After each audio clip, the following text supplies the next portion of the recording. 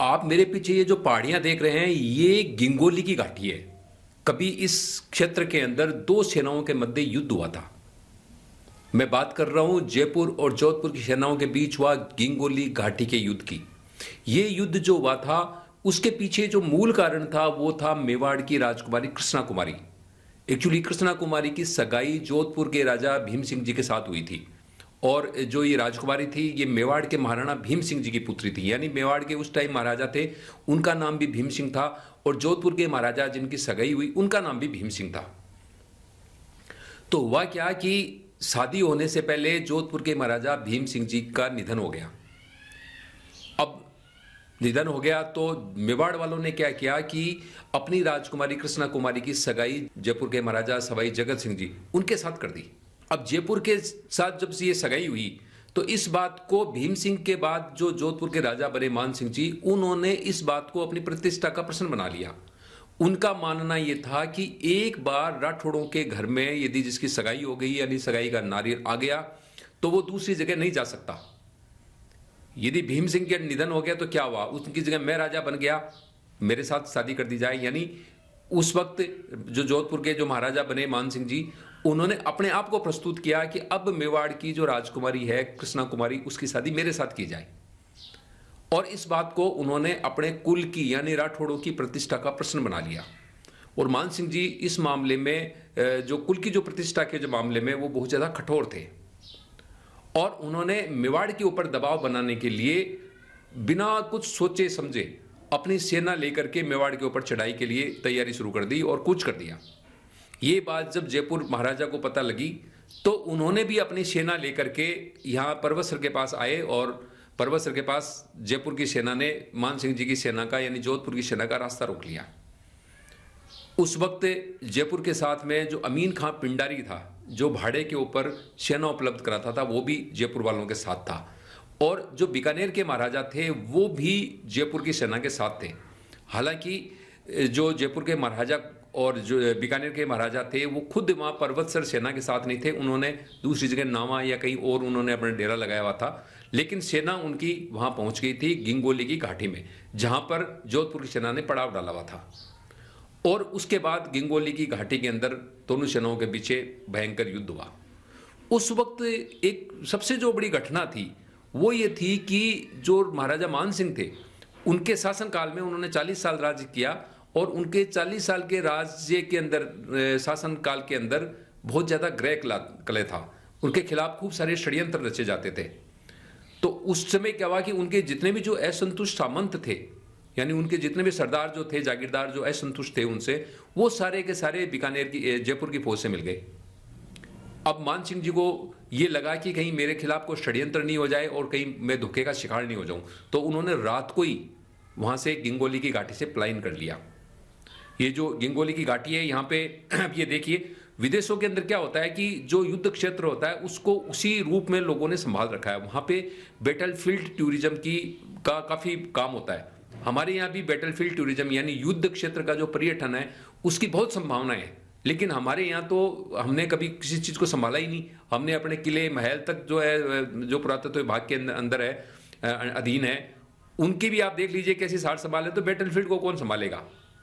ये यहाँ पर देखिए जो मोर्चे बने हुए थे, उस टाइम सेनाओं ने जो मोर्चे बनाए हुए थे, ये उनके पत्थर हैं, ये गिरे हुए जो पत्थर दिख रहे हैं आपको, ये भी ट्रैक्टर वाले उठा उठा करके ले गए।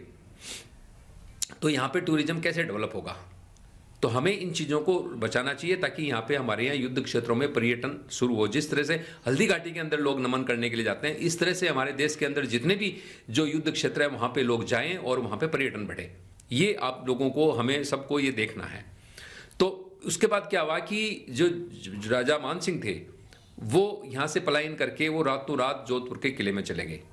तो हुआ क्या कि जो जयपुर की सेना है उन्होंने जाकर के जोधपुर किले को घेर लिया, और जोधपुर किले को घेर करके उन्होंने वहाँ पर किले के ऊपर गोले बरसाने शुरू कर दिए। मान सिंह जी के पास में तोपें थी, गोला बारूद था, लेकिन उन तोपों को ऊंचाई के ऊपर यानी किले की जो छत थी वहाँ पे चढ़ाने वाले मजदूर नहीं थे, इतने आदमी नहीं थे कि उन तोपों को चढ़ा करके और मोर्चाबंदी ली जाए और जिधर से जयपुर वालों ने गोलाबारी कर रखी थी उनको वहाँ से जवाब दिया जाए। ऐसे में जो मान सिंह जी की रानी थी उन्होंने कहा कि हम कब काम आएंगी, उन्होंने अपने रनिवास की जितनी महिलाएं थी उनको साथ लिया और उनको तोपों को खींच करके उन्होंने जोधपुर किले के ऊपर चढ़ा दिया और वहां से उसके बाद जवाब दिया गया। साथ ही उन्होंने क्या किया, उनका एक पुराना दीवान था जोधपुर का, इंद्रराज सिंह भी, उसको किसी कारण किसी उसके अपराध के चलते मान सिंह जी ने कैद कर रखा था, लेकिन वो बंदा काबिल था। मान सिंह जी को उसकी काबिलियत मान सिंह जी जानते थे। उन्होंने उसको जेल से बाहर निकाला और कहा कि भाई तू अपना जादू दिखा, इस संकट से उबारने के लिए कुछ कर। तो इंद्रराज सिंह भी जो है वो बाहर निकला किले के, और निकल करके उसने जो सबसे पहले तो अमीन खां पिंडारी को तोड़ा और उसे ज़्यादा धन का लालच देकर के, क्योंकि तो भाड़े के सेना उपलब्ध कराता था, जो ज़्यादा पैसा देगा चाहे जयपुर दे, चाहे बीकानेर दे, चाहे जोधपुर दे, तो उन्होंने उसको ज़्यादा धन देने का लालच दिया और अपनी तरफ हिला लिया। और उसी की सेना लेकर के इंद्रराज सिंह भी ने जयपुर के गाँव पे धावे मारने शुरू कर दिए। अब चूंकि जयपुर के महाराजा जगत सिंह जी तो जोधपुर वहाँ पे बैठे थे घेरा डाले हुए, तो यहाँ सुरक्षा कौन करे। और फिर उसके बाद उसने कुछ ऐसे पत्र लिखे, यहाँ जो राठौड़ उनके जो जगत सिंह जी के पक्ष में जो थे जोधपुर के सामंत, उनको कुछ इस तरह से लेटर लिखे और वो जगत सिंह जी तक पहुँचा दिए। तो उनको लगा कि मेरे खिलाफ यहाँ पे कोई ये सारे राठौड़ वापस एक हो रहे हैं और मेरे खिलाफ कोई षड्यंत्र नहीं हो जाए, और तो उन्होंने फिर ये घेरा उठा करके ये वापस आ गए। यानी जो इंद्रराज सिंह जी था उसने इस तरह की परिस्थितियां बना दी कि जयपुर के राजा को जोधपुर का घेरा उठा करके वापस आना पड़ा। और इसके अंदर, इस युद्ध के अंदर कई तरह के घटनाक्रम है। जो सबसे पहला घटनाक्रम तो ये देख लीजिए कि जो अमीन खां पिंडारी जयपुर की तरफ से था वो आगे जाकर के जोधपुर की तरफ से हो गया, और उसके बाद अमीन खां पिंडारी ने इस विवाद को हमेशा के लिए सलटाने के लिए मान सिंह जी को एक सलाह दी कि क्यों ने मेवाड़ की राजकुमारी है उसको मरवा दिया जाए। मान सिंह जी ने कहा कि भाई ये काम तू कर ले। तो अमीन खां पिंडारी गया मेवाड़, और मेवाड़ पे जाकर के उसने इधर उधर उनको धमकाना शुरू किया कि मैं यदि ये या तो इसको जहर दे के मार दिया जाए, नहीं तो मैं जगह जगह लूटपाट करूंगा और मेवाड़ को तबाह कर दूंगा।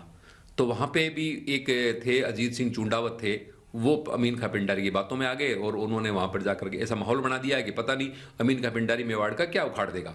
और उससे पहले क्या है कि मेवाड़ भी थोड़ा सा जो मराठों के आक्रमणों से कमजोर हो चुका था, तो अजीत सिंह चुंडावत ने जाकर के माहौल बनाया। तो ये बात जब राजकुमारी को पता लगी तो राजकुमारी ने कहा कि यदि मेरी वजह से यहाँ की प्रजा दुखी होगी तो फिर मेरा जीने का फायदा क्या है। जरूरी थोड़ी है कि जो राजा के लड़के होंगे या जो राजकुमार होंगे वही देश के लिए बलिदान हो। तो उसने अपना मतलब खुद ये सोच करके कि भाई मेरी वजह से यदि मेवाड़ को कोई नुकसान हो रहा है तो मुझे आत्म बलिदान कर देना चाहिए। और राजकुमारी कृष्णा कुमारी ने एक जहर का प्याला पी करके और अपने प्राणों का उत्सर्ग कर दिया। अब लोग चाहे कुछ भी कहें, इसको किसी भी ले, लेकिन मेरे हिसाब से राजकुमारी कृष्णा कुमारी ने देश हित के अंदर वो जहर का प्याला पिया था, ताकि ये 3 रियासतों के बीच में झगड़ा खत्म हो जाए और इनके बीच में युद्ध नहीं हो, परस्पर तीनों नहीं तो रियासतें झगड़ेगी और तीनों का नुकसान होगा। और सबसे ज़्यादा ये होगा कि मेवाड़ के अंदर वो अमीन खां पिंडारी मान लीजिए गाँवों को लूटता है, चारों तरफ से लूटता है, तो नुकसान तो प्रजा का होना है। तो प्रजा के हित में राजकुमारी ने ये अपना जहर खा करके अपनी जीवन लीला समाप्त कर ली। तो ये जो मेरे पीछे जो आप देख रहे हैं, ये है गिंगोली की घाटी, यानी ये युद्ध क्षेत्र है। यहाँ पे 2 सेनाएं लड़ी थी और उस लड़ाई का जो कारण था वो मेवाड़ की राजकुमारी कृष्णा कुमारी थी। और उसका इस जो विवाद का जो अंत हुआ वो राजकुमारी के आत्म बलिदान के बाद ही इसका अंत हुआ।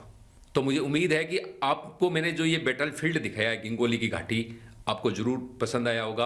और यदि आप ये गिंगोली की घाटी देखना चाहते हैं तो नागौर जिले के अंदर पर्वतसर है। पर्वतसर से 5 किलोमीटर, महज 5 किलोमीटर की दूरी के ऊपर ही गिंगोली की घाटी है।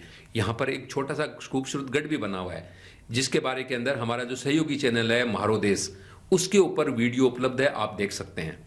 और मैंने ये जो पीछे आपको मैंने बताई कि जो जोधपुर की रानियों ने जो तोपें किले के ऊपर पहुंचाई थी, उसके लिए भी हमारे चैनल के ऊपर एक वीडियो बना हुआ है और सबसे ज़्यादा देखा गया है कि जोधपुर की रानियों को करना पड़ा था ये काम। तो वो वीडियो भी आप हमारे चैनल के ऊपर दोबारा से देख सकते हैं। तो आशा है आपको ये वीडियो पसंद आया होगा। अगले वीडियो में हम फिर इसी तरह की कोई नई जानकारी लेकर आपके साथ प्रस्तुत होंगे। धन्यवाद। जय भारत।